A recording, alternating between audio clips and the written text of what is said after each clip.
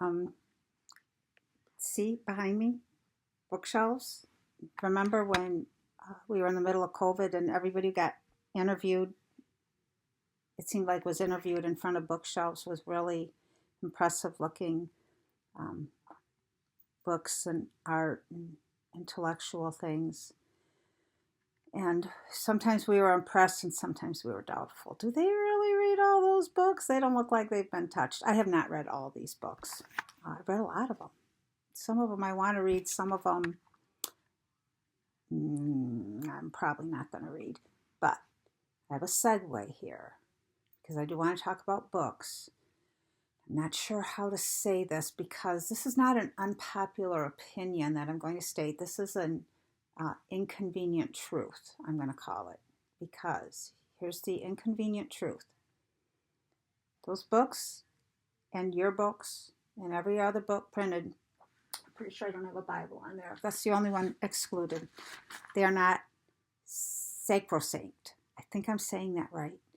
People who read a lot mess up how they pronounce words because we don't hear them. We just see them and then we pronounce them in our heads. I think it's sacrosanct. And it just means it's considered too valuable, too important, almost too holy to be messed with. And no, we don't want to mess with somebody else's work. You know, you don't want to add a little dimple in the Mona Lisa. You know, toenail polish on Michelangelo's David. But the thing with books is, okay, here's what my dad used to say. This is going to be all over the place.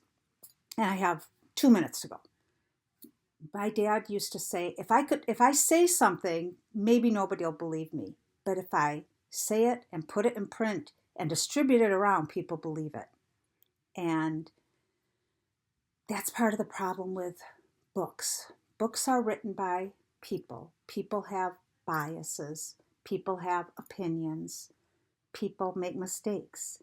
And people can be very influential. And once those opinions and biases and mistakes are in print, they can be very effective for good, for evil. Mein Kampf. Pretty effective for evil.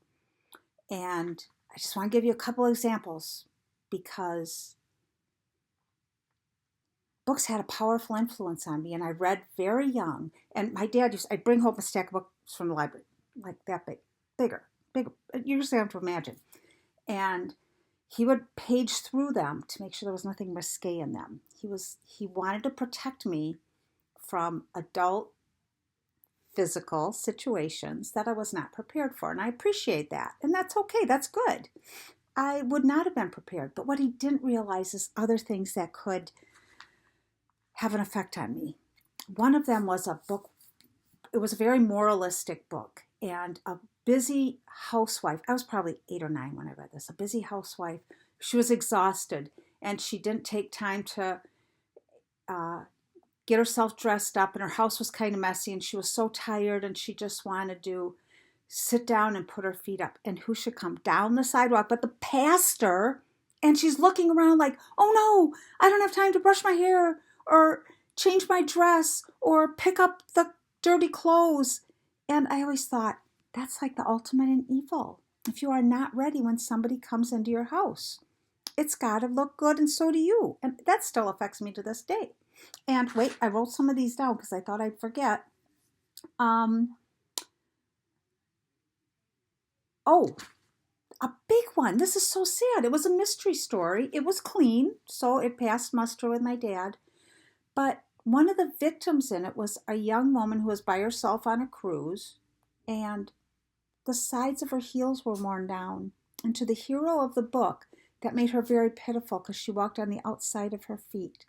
And I remember going and looking at my shoes and thinking, I think I walk on the outside of my feet a little bit.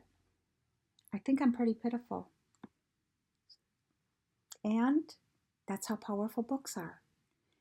And I just want to encourage everybody, remember when you read a book, that book is written by a human being. I'm not for book banning. As a matter of fact, I read this banned book to my children. Bedtime for Francis was banned in certain school districts, from what I heard. I have not done research. and thrown away because in on page 26, Frances knows that if she does not go to bed after the 18th time up, she might get a spanking. Oh, out with it. I love the book. I understand. Be careful. If you have a foster child, if you know a child who suffered from abuse, you don't want to read that book to them.